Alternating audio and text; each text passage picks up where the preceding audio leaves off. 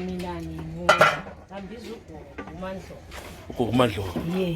Wenza laba gogo uMandlovu? Ngiyapheka. Uphekela bani? Uphekela nje abantu udinga ukuziphilisa labantwana. Okay. So lapho utsho uphekela abantu bathenga kodwa? Hayi bayathenga impela bayathenga. Kukhulunywa ngenhloko lapho ukuthi kwanhloko la. Kwanhloko la mathumbu nje ukubona nje lamangqina asesele yiwo lawa.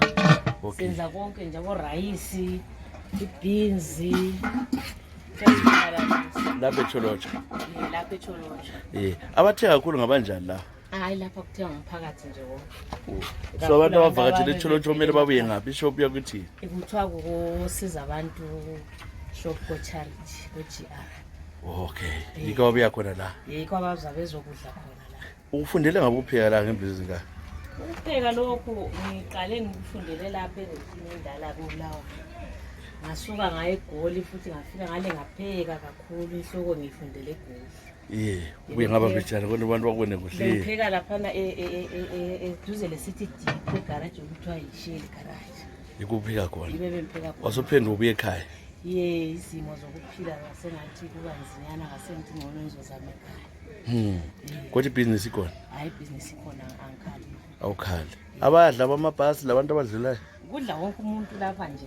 Wonke umuntu nje okhululekile wamkelekile. So ufundisile labanye ukupheka njalo upheka nga. Phela abantu bakubabaza lapha eTsholotsho ngeke. Hayi ukupheka siyapheka mpela.